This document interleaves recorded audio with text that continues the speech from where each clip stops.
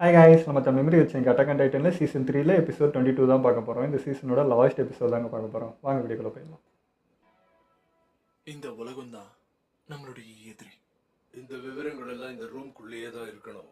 ஒருவேளை மக்களுக்கு எல்லாம் தெரிஞ்சதுன்னா இது பெரிய பிரச்சனை ஆயிடும். ஆமா, இவர் சொல்றது சரிதான். நமக்கு வேற வழி இல்லை. நிலைமை நம்ம கையில இருக்கணும்னா இந்த விஷயங்கள் வெளியே போக கூடாது. திரும்பவும் நாம மக்களை ஏமாத்தணுமா? நீங்க அதைத்தானே சொல்ல வரீங்க? இதுக்கு முன்ன இருந்த ராஜா மாதிரி நம்ம மக்களை குருடர்களாகவும் முட்டாளாகவும் இருக்கணும்னு சொல்றீங்க. வயசாலாம் பண்ணோம். நாம அப்படியே பண்ணா கிங் ரைஸுக்கும் நமக்கும் என்ன வித்தியாசம் இருக்கு? அவரோட ஆட்சியை ரத்து செஞ்சதுக்கு என்ன அர்த்தம்? எல்லாருக்கும் சொல்லணும். அப்படின்னா இத அறிவிப்போம். இப்ப நம்ம பண்ண போறது மக்கள் கிட்ட இருந்து கிங் ரைஸ் திருடின ஞாபகங்கள் எல்லாத்தையும் மக்கள் கிட்டயே திருப்பி கொடுக்க போறோம். இந்த வால்குள்ள இருக்க மக்களான நம்ம எல்லாருமே இது கடந்து வந்திருக்கோம். அதனால இந்த முறை நம்ம எல்லாரும் ஒன்னா சேர்ந்து நம்ம நாட்டுக்காக செயல்படணும். நியூஸ் மூலமா சொல்றாங்களா? இவ்வளவு நாளா நம்மள பயமுறுத்திட்டு இருந்த டைட்டன்ஸ் எல்லாரும் மனுஷங்க. அவங்க எல்லாரும் ஏலியன்ஸ் சொல்லக்கூடிய ஹிமீருடைய வம்சாவளியை சார்ந்தவங்க. ஹிமீர் நம்மளுடைய முன்னோர். 100 வருஷத்துக்கு முன்னாடி நம்ம ராஜா இந்த வால்குள்ள நம்மள கூட்டிட்டு வந்தப்போ டைட்டன்ஸ் பவர்ஸ் எல்லாம் பயன்படுத்தி நம்ம ஞாபகத்தை எல்லாத்தையும் அழிச்சிட்டாரு. இந்த வால்ஸ்குள்ள இருக்கிற உலகத்துல மனித இனமே அழிஞ்சு போச்சுன்னு நம்மள நம்ப வச்சாரு. உண்மையிலேயே இந்த வால்ஸை தாண்டி பல மக்கள்கள் வாழ்ந்துட்டு இருக்காங்க. ஹிமீரோட வம்சாவளியான நம்மள அவங்க எல்லாரும் நம்ம எல்லாரையும் சாத்தான் குலத்தை சேர்ந்தவங்களா பாக்குறாங்க. 100 வருஷம் பின்தங்கி இருக்கும். வருங்காலத்துல நம்ம கிட்ட இருக்கிற ரீசோர்ஸை எடுத்துக்கிறதுக்காக எதிரிகள் நம்ம நிலத்தை அபகரிப்பாங்க. 5 வருஷத்துக்கு முன்னாடி கொலாசல் டைட்டனை பயன்படுத்தி ஷிகான்ஷினாவை உடைக்க வச்சது மூலமா அவங்க திட்டத்தை ஆரம்பிச்சாங்க. இந்த ஆர்டிக்கல் எல்லாம் ஏற்கனவே பப்ளிஷ் ஆயிருக்கு. ஆனா நீங்க சொல்றது எல்லாமே உண்மைதானா? ஆமா, இத்தனை நாளா எங்களுக்கு இருந்த கேள்விகளுக்கும் சந்தேகங்களுக்கும் இது பதிலா கிடைச்சிருக்கு. அவங்களுக்கு தான் ஒர்க் இது பண்ணலாம். நாம எதிர்பார்த்த உண்மை கிடையாதுதான், ஆனா இதுதான் உண்மை. நன்றி. சோ மக்கள் இந்த செய்தியை எப்படி ஏத்துக்கிறாங்க? எல்லாரும் ஒரு விதமா ஏத்துக்கிட்டாங்க. சில பேர் இத உண்மைன்னு நம்புறாங்க, சில பேர் சிரிக்கிறாங்க, சில பேர் இது எல்லாம் மிலிட்டரியும் கூட சேர்ந்து பண்ற சதின்னு சொல்றாங்க. அப்படிதான் இருக்கும். நீங்க திடீர்னு பயந்த மாதிரியே இந்த விஷயம் கொஞ்சம் பிரச்சனையா தான் இருக்கு. எனக்கு புரியுது, ஆனா இதுல நம்ம எதுவும் செய்ய முடியாது. நம்ம கண்டுபிடிச்சத மக்கள் கிட்ட கொண்டு போய் சேர்க்க வேண்டியது நம்ம பொறுப்பு. அதை வச்சு என்ன பண்ணணுங்கிறது மக்கள் தான் முடிவு பண்ணணும். இந்த மெமரியை ரிட்டர்ன் இதுக்கு முன்னாடி எடுக்கணும். இருந்த ராஜா மாதிரி இல்லாம நாம பண்றது நல்ல விஷயம் தானே. நீங்க பண்ண வேலையை நினைச்சா எனக்கு பெருமையா இருக்கு. இந்த வால்குள்ள இருக்கிற குடிமகனா மட்டும் இல்ல, ஒரு ஒர்க்கராவும் எனக்கு பெருமையா இருக்கு. தேங்க்யூ. அப்படின்னா நீங்க எழுதுற அடுத்த ஆர்டிக்கல்ல எங்களை பாராட்டி எழுதலாமே. என்கிட்ட ஒரு கேள்வி இருக்கு. இப்ப நமக்கு என்ன ஆக போகுது? அந்த டைட்டன்ஸ் பயத்தோடவும் வெறுப்போடவும் பார்த்தோம். இந்த உலகத்துல இருந்து அது அழிஞ்சிட்டா போதும்னு வேண்டிக்கிட்டு இருந்தோம். ஆனா இப்பதான் தெரியுது உலகத்துல இருக்கிற மக்கள் நம்மள இப்படிதான் பாத்துக்கிட்டு இருந்தாங்கன்னு. அவங்கள பொறுத்த வரைக்கும் நாம மனுஷங்க இல்ல, ராட்சசங்க. இதுக்கு முன்னாடி நடந்த மாதிரியே அவங்க நம்மள தாக்குனா என்ன பண்றது? அது நிச்சயமா நடக்கும். நம்மள கடைசி மனுஷன் உயிரோட இருக்கிற வரைக்கும், இல்லனா சாகுற வரைக்கும் இது தொடர்ந்துகிட்டே இருக்கும்.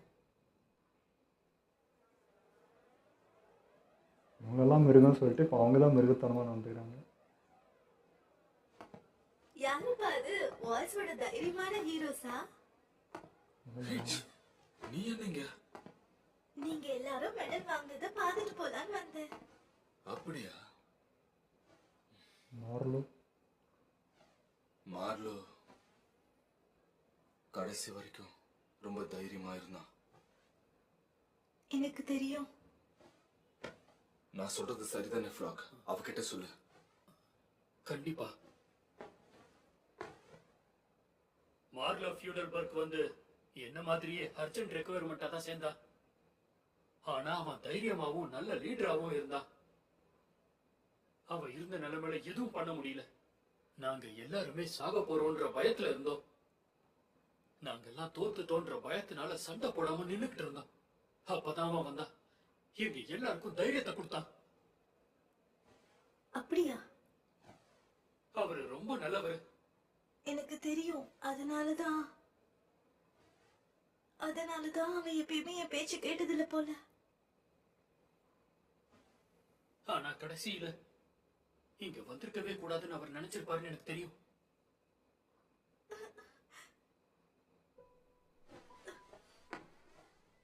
ரொம்ப நன்றி. ஒருவேளை இந்த செரமனியை சொதப்பிட்டா நான் உங்களை பார்த்து சிரிப்பேன். ஹேய், எதுக்காக நீ அவகிட்ட இதெல்லாம் சொன்ன? ஏன்னா இங்க இருக்கிற யாராவது ஒருத்தராவது உண்மையை சொல்லணும்ல.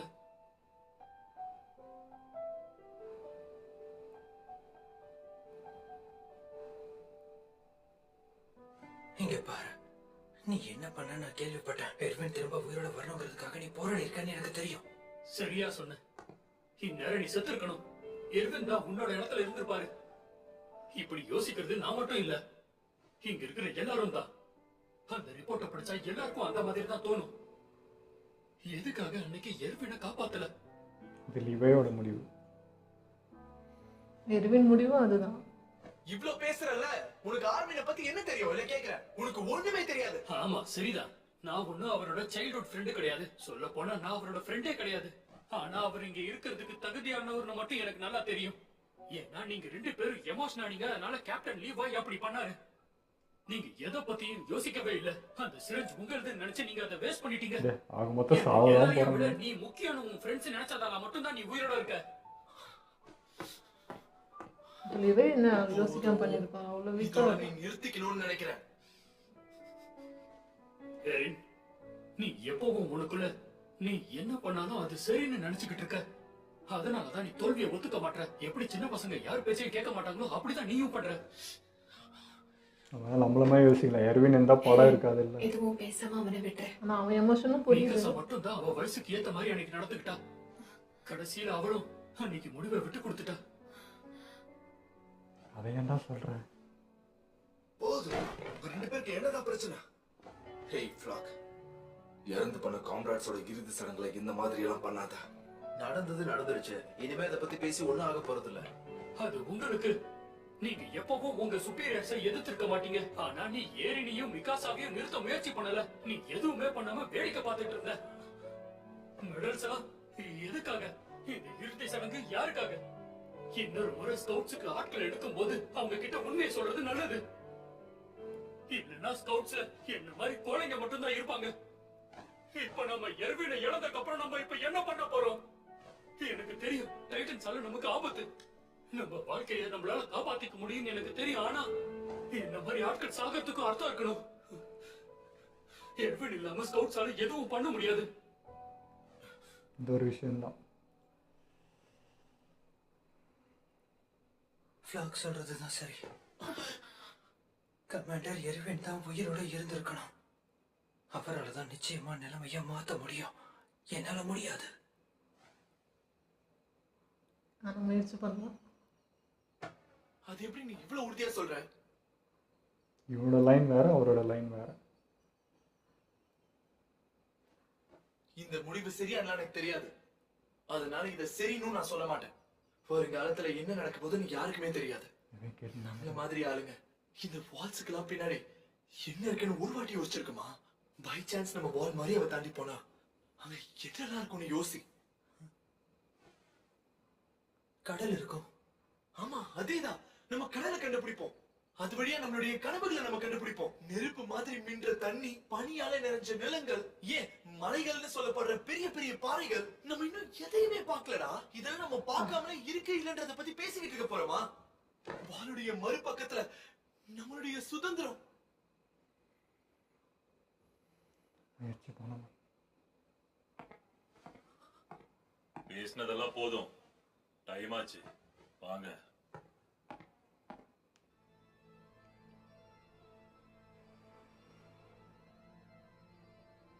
ராணி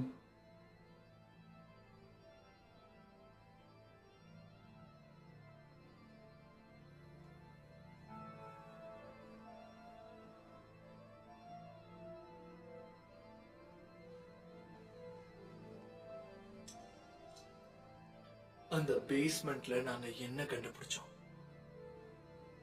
நம்பிக்கையா இல்லனா தோக்க போறோன்ற நினைப்பா? உண்மை. நம்மளுடைய எதிரிகள் ரொம்ப ரொம்ப பலசாலிங்க. ஒருவேளை எதுவுமே மாறாம போனா அந்த பேரழிவு கண்டிப்பா நடக்கதான் போகுது. ஒருவேளை இந்த நிலைமை எல்லாத்தையும் நான் மாத்தணும்னா என்னுடைய உயிரையே கேட்டாலும் நான் குறுக்க யோசிக்க மாட்டேன். என்னால மாற்றத்தை கொண்டு வர முடியும். ஆனா இதுக்காக ஹிஸ்டோரியா அவருடைய உயிரை தியாகம் பண்ண விட மாட்டேன். இத பத்தி என்னால யாருக்கிட்டயும் சொல்லவும் முடியாது. So, இப்ப நான் என்ன பண்றது? உன் மெமரி தெரியுது. நான் வாட்ஸுக்கு மறுபக்கத்துல இருந்து வந்த ஒரு எல்டியன். உங்க எல்லாரும் மாதிரியே நானும் எமீர் வம்சத்தை சேர்ந்தவன் தான். இந்த வாலோட ராஜா.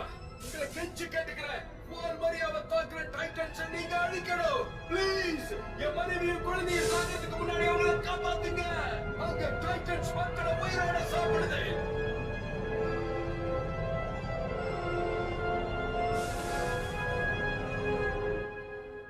இந்த எண்ணத்துலேருந்து மாறாதனால தான் இன்னைக்கு அவங்க அப்பா அந்த முடிவு எடுத்திருக்காரு. எரின், ஐயோ இந்த லுக்கு வரவே கூடாது. இப்படி பார்த்தாலே ஒரு மாதிரி பீதி ஆயிடுதுங்க.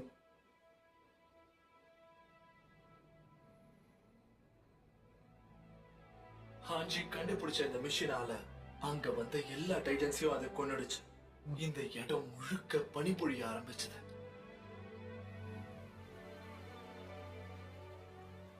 சில மாசங்களுக்கு அப்புறம் அந்த பனியெல்லாம் உருக ஆரம்பிச்சப்போ வால் மரியாதை இருந்த டைட்டன்ஸ் எல்லாத்தையும் மிலிட்டரி கொன்னுட்டதா மக்கள் கிட்ட அறிவிக்க ஆரம்பிச்சாங்க.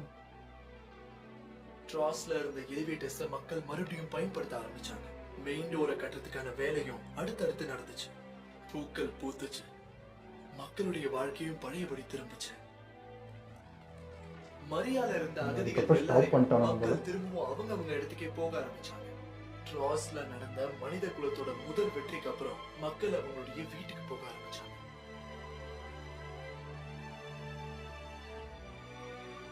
அது மட்டும் இல்லாம 6 வருஷம் முடிஞ்சு கொலோசல் டைட்டன் நடத்தின முதல் தாக்குதலுக்கு அப்புறம் ஸ்கவுட்ஸ் மறுபடியும் அவங்களுடைய வேலைகளை தொடங்கினாங்க. திரும்பவும் வாலுக்கு வெளியில என்ன இருக்குன்னு தேட ஆரம்பிச்சாங்க. இது நீ நினைச்ச மாதிரி தான் இருக்கு ஹாஞ்சி. ஏற்கனவே நிறைய டைட்டன்ஸ் வால் மாரியாக்குள்ள போய் அழிஞ்சு போயிட்டாங்க. நம்ம எல்லாரையும் அழிச்சிட்டோம். அதுவும் ஒரே வருஷத்துக்குள்ள. எவ்வளவு அமைதியா அடுத்த இருக்கு. திட்டத்தை கண்டிப்பா நிறைவேற்றுவோம். அமைதி பின்னாடி இருக்கிற ஃபுல்லாக வலி தான்.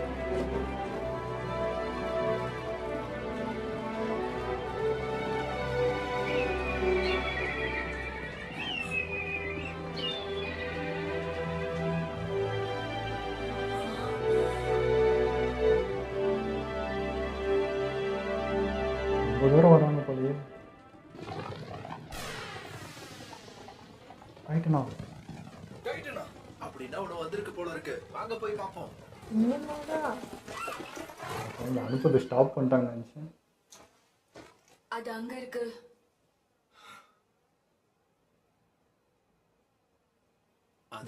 ரைஸ் மாதிரியே வருது. நினைக்கிறேன் அதுக்கு இருக்கிற சின்ன கை காலால அது கொஞ்சம் கொஞ்சமா வாலை நோக்கி தவிழ்ந்துகிட்டே வருது. ஊர்ந்து வந்து ஒண்ணுமே பண்ணல.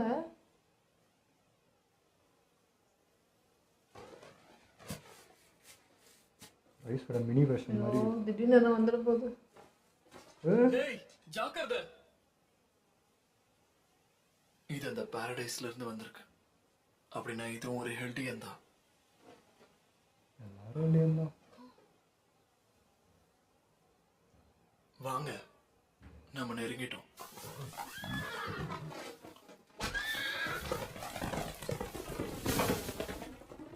கொஞ்சம் நில்லுங்க. இதை இப்படியே இங்கேயே விட்டுட்டு போகணுமா? இதை நம்ம கொல்ல வேண்டாமா? ஷிட்.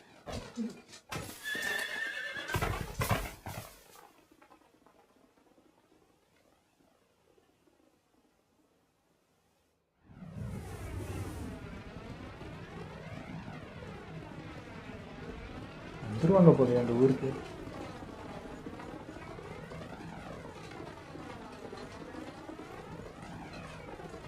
வந்துட்டாங்க. அதே சொல்லலாம். என்னையா வந்துட்டீங்க? இதெல்லாம் தண்ணி இதெல்லாம் பார்ப்பாங்களே. இந்த இடத்துல தான் வான்னா கடவுள் தான். எல்டிஎன்ஸை டைட்டன்ஸா மாத்துறாங்க. அப்படின்னா நம்ம தேடிக்கிட்டு இருக்கிறது இதுதான்.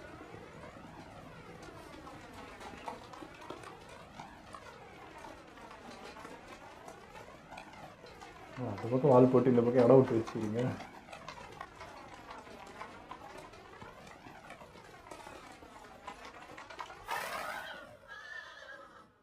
கடலா?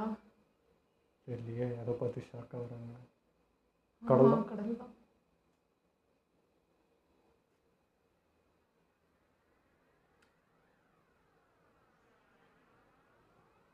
பல வருஷமா கண்ட கனவு டக்குன்னு வந்தா என்ன ரியாக்ட் பண்றது?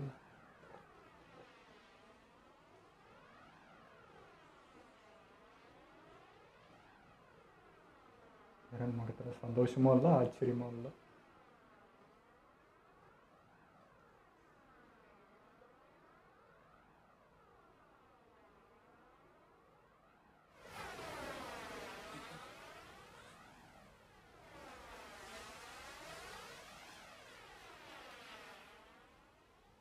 நிஜமா நடக்குதாங்க இது. சவத்துக்குள்ள ஆசைப்பட்டது நடந்துச்சு. அதுக்குள்ள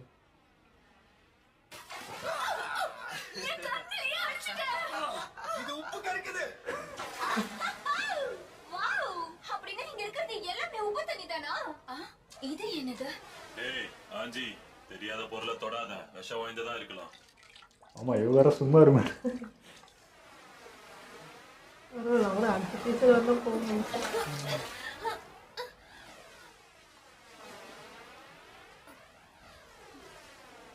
ஐயோ,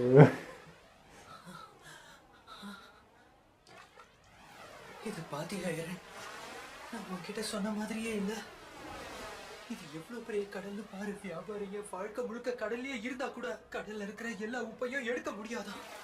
முன்னாடி கூட நான் இதே தானே சொன்னேன். நான் சொன்னது எல்லாமே சரியா தான் இருக்கு. யாருனாலும் முழுசா சந்தோஷப்படுறாங்க. இந்த கடல் ரொம்ப பெருசா இருக்கு. ஆமா. ஹேய், இது நீ சொன்ன மாதிரி தான் இருக்கு. செவரோட மறுபக்கத்துல கடல் இருக்கு. ஒருவேளை இந்த கடலை கடந்து போனா சுதந்திரம் காத்துக்கிட்டு இருக்குன்னு சொன்னேன். நானும் இது வரைக்கும் அதுக்காக தான் காத்துக்கிட்டு இருந்தேன்.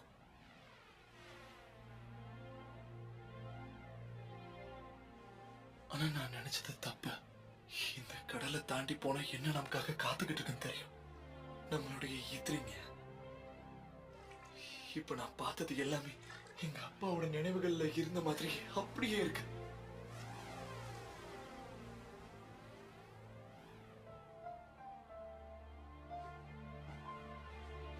அங்க பாருங்க. ஒருவேளை நம்ம கடல் கடந்து போய் எதிரிகள் எல்லாரையும் கொன்னோம்னா அப்புறமாவது நம்ம சுதந்திரமா இருக்க முடியுமா?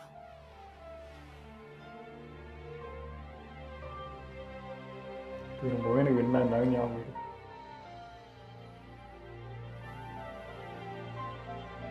இந்த எபிசோட்ல எப்படி சொல்றது, பல வருஷம் கனவு திடீர்னு வந்துச்சு அப்படின்றது எங்களாலேயே நம்ப முடியல. இது ஆனால் ஒருத்தர் முகத்துலேயும் ஃபுல் சந்தோஷம். ஏன்னா எல்லாருக்குள்ளேயுமே குழப்பம். எரன் மகா குழப்பம். அவனுக்குள்ள அவன் மனசில் போகிறான்னுங்கிறான். இங்கே மிக்காசா எரன் சாவ போகிறான்ற அந்த நியூஸில் அவள் ஃபேக்காக கூட சிரிக்க தெரில அவளுக்கு. ஆனால் அந்த பக்கம் ஒரு 3 பேர் பாருங்கள், அந்த ஜாலியாக இருக்கிறாங்க. எந்த கவலையும் இல்லை, எதை பற்றியும் இல்லை. ஃப்யூச்சர் என்ன நடக்க போகுது, நடந்ததும் நடக்க போகிறத பற்றி எந்த கவலையும் இல்லாமல் அவங்கிறாங்க. அவங்கள மாதிரி தான் இருக்கணும்னு ஆசை இருக்குது.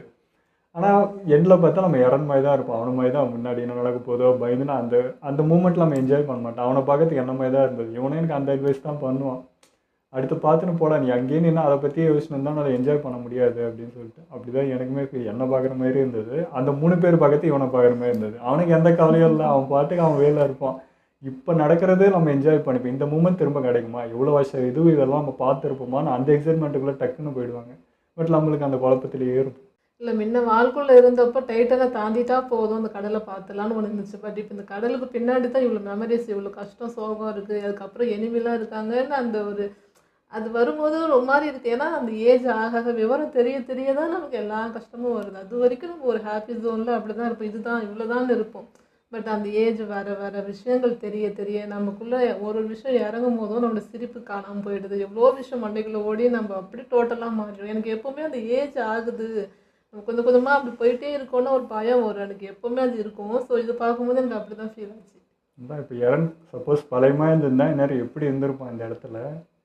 பட் இப்போ அவன் நிற்கிற போஸே பார்த்தீங்கன்னா அவ்வளோ வலியோடு நிற்கிறான். அதனால தான் ஒருத்தர் இதுலேயும் ஸ்மைல் இல்லை, யார்ட்டையும் அந்த சந்தோஷம் இல்லை. எனக்கு எப்போவுமே இந்த இந்த இந்த ஏஜ் ஆகிட்டு போகுதுல்ல, இவங்களாம் க்ரோ ஆகிட்டே போகிறாங்களே, அதெல்லாம் பார்க்கவே எனக்கு ஒரு மாதிரி. நரோட்டோலையும் அப்படி தான் எனக்கு.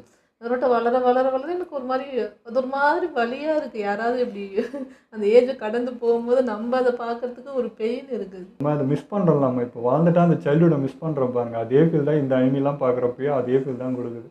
அழகாக இருந்தால் ஜாலியாக இருந்தால் எந்த கவலையும் இல்லாமல் ஏன்டா எவ்வளோ கவலை அப்படின்றப்போ நம்மளை பார்க்குற மாதிரியே தான் ஃபீல் இருக்குது. நம்ம ஒரு மெச்சூருக்கு வந்ததுக்கப்புறம் அவனால் அந்த மாதிரி இருக்கவே முடியல, கவலைப்படாமல் இருக்கவே முடியல. நம்மளும் வந்து சரி இப்போ ஜாலியாக என்ஜாய் பண்ணலாம், வாழ்க்கை நிரந்தரல இது அடுத்த செகண்ட் அப்படிலாம் சொல்லி நம்ம வந்து ஒரு டேவும் கடந்து போக முடியல. ஏன்னா நடந்த விஷயங்களும் நம்மளை பின்னாடி போட்டு இடிக்குது, என்ன நடக்க போதோன்ற பீதி முன்னாடி இடிக்குது. நடுவில் மாட்டிட்டு வந்து நான் எங்கே சிரிக்கிறது? ஸோ அப்படி தான் எதுவும் இருந்தது. பட் தெரியலைங்க, இவ்வளோ கஷ்டப்பட்டு இப்போ இந்த இடத்துக்கு வந்தாச்சு. இப்போ யாரன்னு என்ன முடிவு எடுக்க போகிறான், இந்த குழப்பெல்லாம் இருக்குது. மெமரிஸ் நிறைய வந்துகிட்டே தான் இருக்குது. ஒருத்தரையும் டச் பண்ணுறப்போ இப்போ ஹிஸ்டரியாக தொடரப்பையும் அங்கேயும் ஒரு மெமரி அவங்க சைடுலேருந்து வந்தது. அதான் போன விஷயம் நான் சொன்னது தான். வேறு வழி இல்லை. அவங்க அப்பாவும் சொல்லி பார்த்துருக்காரு. பட் அவங்க வந்து அந்த அமைதி இதில் தான் இருப்பான்னு மேபி அந்த இடம் பிடிச்சிருக்கலாம். வேறு வழியே தெரியாமல் தான் இவரும் வந்து அந்த பொண்ணை சாப்பிட வேண்டிய நிலமை வந்துருக்கு. சொல்லி பார்த்து கேட்கலன்னா வேறு என்ன பண்ணுறது, அதான் செஞ்சுருப்பார்.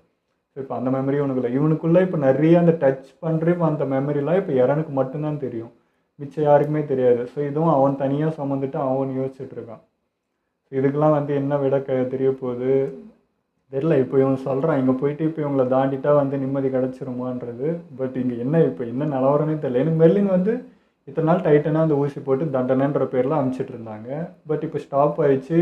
இப்போ இந்த கொஞ்சம் மாதமாக இல்லைன்றாங்க. என்ன ஆச்சு அங்கன்றது தெரியல. அது எப்படி ஸ்டாப் ஆச்சு, இப்போ அங்கே என்ன பிரச்சனை போயிட்டு இருக்குன்னு தெரியலையே. அவங்க வேற என்ன பிளான் பண்ணிட்டு இருக்காங்களா என்னன்னு தெரியல. அந்த அமைதி தான் பயமா இருக்கு. இன்னும் எக்ஸ்ட்ரா நிறைய ஏதோ உருவாக்குறாங்களா, இன்னும் என்ன யோசிச்சு கொட்டே குழப்ப போறாங்கன்னு தெரியல. அந்த பயம் தான் இருக்கு. ஏன்னா இப்போ இங்கே வந்து பார்த்தா அமைதியாக இருக்குது. அந்த வால்கிட்ட இருந்தால் எல்லா பிரச்சனையும் நடக்கும். இங்கே ஒன்றுமே இல்லாத போயிட்டு இருக்கு. ஸோ இப்போ உள்ள அங்கே போனால் தான் அங்கே என்ன கலவரன்றது தெரியும். ஆனால் இப்போ பார்த்தீங்கன்னா கடைசியாக அவங்க இப்போ அந்த வால் விட்டு வெளியே வரப்போ ஒரு டைட்டன் போயிட்டு இருந்த ஊந்து நம்ம என்ன சொல்கிறது அந்த ரைஸோட மினி வெர்ஷன் மாதிரி இருந்தது. இது என்ன கலந்து இல்லை, இவங்க கண்டுக்காமல் போயிட்டாங்க. இது என்ன ஒன்றும் இல்லை, போனால் அந்த மிஷின் என்ன அடிபட்டு சாக போகுதுன்ட்டு அவங்க பாட்டுக்கு போயிட்டாங்க. பட் என்னமோ எனக்கு டவுட்டடாகவே இருக்குது. ஏன்னா கொஞ்ச நாளாக எதுவுமே அனுப்பலை. இப்போ திடீர்னு இது ஒன்று மட்டும் ஊந்து போயிட்டுருக்கு அப்படின்னா அதில் என்ன விவகாரம் இருக்கோ தெரியல. இவங்க அந்த சீசன்ஸ் தெரியாமல் போயிட்டாங்களா, ஆபத்து தெரியாமன்றது தெரியல. அது பார்ப்போம் அந்த சீசன் வருது. இப்போ ரெய்னரும் பெர்த்தோல்டும் வந்து அந்த மெர்லினுக்காக வேலை செய்கிறாங்கன்னு இவங்க சொல்லிக்கிட்டே இருப்பாங்க. ஒரு வேளை வந்து இப்போ அங்கேயும் நம்ம மக்கள் தான் இருக்காங்க. அவங்களும் வேறு வழி இல்லாமல் கட்டாயத்தின் பேரில் அவங்க மெர்லின் கீழே இருக்கிறதுனால தான் இவங்க இதை பண்ணுற மாதிரி இருக்கும்னு எனக்கு தோணுது. ஏன்னா இப்போ இவங்களுமே வந்து வெளியே வந்து ரிலீஸ் ஆகுனா அவங்களுக்குமே நம்மளுடைய ஃபவுண்டிங் டைட்டன் தான் தேவைப்படுது. இப்போ இதை கூட்டிகிட்டு போனால் தான் மேபி ரெய்னரோட மக்களுமே வந்து வெளியே சேஃபாக வரத்துக்கும் ஒரு வாய்ப்பு இருக்குது. ஸோ வேறு வழி இல்லாமல் தான் அதை பண்ணுறாங்களோ, அங்கேருந்து எல்லாரையும் காப்பாற்றி வெளியே கொண்டு வரத்துக்காக கூட அது பண்ணியிருக்கலாம்ல. இவங்களுக்கு வந்து நம்ம இவங்களுக்கு சப்போர்ட்டாக வேலை பார்க்குறாங்க ரெய்னர்னு தெரிஞ்சால் மெர்லின் குரூப் சும்மா இருக்க மாட்டாங்க, ஏதாவது பிரச்சனை பண்ணுவாங்க. ஸோ அதுக்காக அவங்களுக்கு இருக்கிற மாதிரி இருந்தோன்னா வேறு வழி இல்லாமல் அதுக்கேற்ற மாதிரியே நடக்கணும். இந்த ஃபவுண்டிங் டைட்டனையும் அங்கே கூட்டிகிட்டு போய் அந்த மக்களையும் காப்பாற்றணுங்கிற மாதிரி கூட இருக்கலாம்ல. அவங்க சைடு வரப்போ தான் தெரியும். இப்போ இப்படி பார்த்தா கூட பீஸ்ட் டைட்டன் தான் மிரட்டி இதை செய்ய வைக்குது இவங்களெல்லாம். இவங்க வந்து ஒரு மாதிரி விருப்பம் இல்லை இருந்தும் இல்லாத மாதிரி தான் இருக்கிறாங்க. அவர் தான் மிரட்டி செய்ய வைக்கிற மாதிரி இருக்குது பீஸ்ட் டைட்டன். ஸோ அவர்கிட்ட தான் விஷயமே இருக்குது. இப்போ அவர் வந்து எந்த பக்கம் இருக்கார், இப்போ நம்மளுடைய முன்னோர்கள் அந்த சைடு இருக்காங்க இல்லையா, அவங்களுக்கு சப்போர்ட்டாக நின்று செஞ்சுட்டு இவங்க சொல்கிற மாதிரி அவங்களுக்குள்ளேயே இருந்து நடித்து ஏமாற்றி இந்த மக்களை காப்பாற்ற ட்ரை பண்ணிகிட்டு இருக்காரா, இல்லை மெர்லினுக்கே வந்து அவர் வந்து இப்போது அவங்க தாத்தா இல்லையா யாருனோட அப்பாவோட அப்பா அந்த மாதிரி வந்து அவங்களுக்கு அடிமையாக இருந்து அவங்களுக்கு சப்போர்ட்டாக செஞ்சிட்ருக்காரான்ற 2 கொஷின் இருக்குது. ஸோ அங்கே தான் விடையே தெரியும்.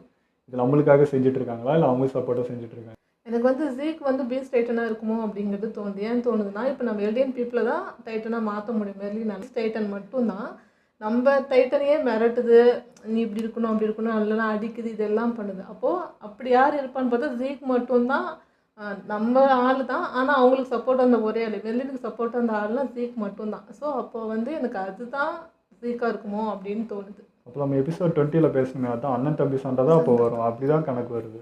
அப்படி பார்த்தா இவன் வந்து மூத்த பையன் இவன், அப்போ இவன் இளைய பையன், அப்படி தானே கணக்கு வருது.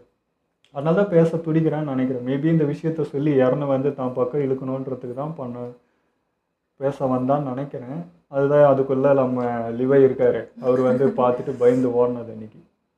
ஸோ இப்படி தான் இருக்கும், கனெக்ஷன் பார்த்தா இப்படி தான் வருது. நீ சொல்கிறத வச்சு பார்த்தா இப்படி தான் பார்ப்போம். எபிசோடு வர நம்ம ஒன்று யோசிப்போம், நம்மளை அதிர வைக்கிற மாதிரி இன்னொன்று வரும். எதுக்கு, அதுக்கால நம்ம போகவே நம்ம வந்து யோசிச்சுக்கலான்ட்டு. ஸோ பார்ப்போம் நெக்ஸ்ட் எபிசோடு, நெக்ஸ்ட் சீசன்லேயே பார்ப்போம். அதுதான் முடிஞ்சு போச்சு. ஸோ 4th சீசனுக்குள்ளே நெக்ஸ்ட்டு போகிறோம். அங்கே தான் இனிமேல் விஷயமே இருக்குது. அதாவது ஓரளவுக்கு தெரிஞ்சிச்சு இப்போ விஷயம். அதாவது இந்த பிரச்சனைலாம் என்னடா இது, எதுக்கு டைட்டன் வருது என்ன வருதுன்னு இந்த குழப்பம் தான் இத்தனை நாளாக நம்ம உட்காந்து புலம்பிட்டு இருந்தது. ஒரு எபிசோட்லேயும் இதை புலம்பிகிட்டே இருப்போம் நாங்கள் பைத்தியம் மாதிரி. ஸோ இப்போ இந்த விட தெரிஞ்சிச்சு ஓரளவுக்கு ஓகே. ஆனால் பிரச்சனை இன்னும் வந்து பெருசாக தான் தெரியுதே தவிர இது வந்து சின்ன பிரச்சனையாக இல்லை. முன்ன வந்து டைட்டனாக இது வருது அப்படி இருந்துச்சு. பட் இப்போ ஆப்போசிட்டில் ஒரு மக்கள் அங்கேயும் யோசிக்கிற ஒருத்தர் இருக்காங்கன்றப்போ ஸோ இந்த 2 குரூப்புக்குள்ளே இப்போ என்ன நடக்க போகுதுன்றது தான். இன்னும் யாரும் கையில் இது அது நிறைய இருக்குது. ஸோ பார்ப்போம் நெக்ஸ்ட் சீசன் என்ன நடக்குது. அப்புறம் எர்வின் விஷயமா அந்த ரெட் ஹேர் கோவப்பட்டது கூட எனக்கு அது ஒன்றுமே சொல்ல முடியாது. சரிதான், ஏன்னா இத்தனை வருஷம் கூட இருந்துக்கிறாங்க. அவன் வேறு அடிக்கடி நான் கோழைன்னு சொல்லும் போதே தெரியுது. என்னதான் எர்வின் படையில் இருந்தாலும் அவங்க கோழையாக கொஞ்சம் பயந்து அப்படி தான் நடுங்கிட்டு தான் இருந்திருக்காங்க. அது எர்வின் கொடுக்குற வார்த்தை தான் ஒவ்வொரு டைமும் அவங்கள அடுத்த ஸ்டெப்பு கொண்டு போயிருக்குது. இப்போ அது இல்லைன்னா திரும்ப அந்த பயம் அவங்களுக்கு தொத்திக்குது. ஸோ திரும்ப எப்படி நான் அதை ஹேண்டில் பண்ணுவேன், அவர் இருந்த வரைக்கும் முடிஞ்சிச்சு, இப்போ நான் இங்கே என்ன பண்ணுவோன்ற அந்த பயம் தான் தெரிஞ்சுது. ஸோ அது புரியுது அந்த அவங்க சுச்சுவேஷன்லேருந்து பார்க்கும்போது. இது நம்ம சொன்னதே தான். அன்றைக்கி அருமீனை காப்பாற்றுறப்ப சந்தோஷப்பட்டேன். பட் அதுக்கு அடுத்த எபிசோடில் எர்வின்ற ஒரு பெரிய மனுஷனே இல்லை, அவர் தானே அந்த படையை கண்ட்ரோல் பண்ணார். எப்படியோ இவ்வளோ பயந்தாங்கொலியாக இருந்தாலும் அவர் வார்த்தைக்கு வந்து நின்றுவாங்க. அவரே இல்லைனாலும் அவர் சொன்ன வார்த்தைக்கு கடைப்பிடிச்சி போகிற அந்த இதெல்லாம் வந்து யாராலையுமே பண்ண முடியாது. அப்படின்றப்போ இந்த படையை வந்து எப்படி அவ்வளோ தைரியமாக்குறது, அப்படி யாரும் சொல்லி பண்ண முடியாது இல்லையா. ஸோ அதுதான் சொல்கிறான். அர்மீனோட வேறு, அவன் மூலக்காரன் அவன் மூலம் யூஸ் பண்ணுவான், அதெல்லாம் ஓகே. பட் படையை திரட்டி அவங்களுக்கு தைரியம் கொடுத்து அதுக்கு வழி நடத்துறதுலாம் வந்து அவர் ஒருத்தனால் தானே முடியும். அது இல்லைன்றப்போ இவங்களுக்குலாம் பயம் இருக்க தான் செய்யும். அப்போ இங்கே என்ன நடக்கும், எப்படி நீங்கள் இது பண்ணுவீங்கன்ற அந்த கொஷின் கரெக்ட் தான். ஸோ அது இப்போ யார் பண்ணுறது, நம்ம லிவை கையில் தான் இருக்குது. பார்க்கலாம் அது எப்படி போகுது. ஓகே, இதெல்லாம் வீடியோ முடிச்சுப்போம். மறக்காமல் லைக் பண்ணி ஷேர் பண்ணுங்கள், மறக்காமல் சப்ஸ்கிரைப் பண்ணிடுங்க.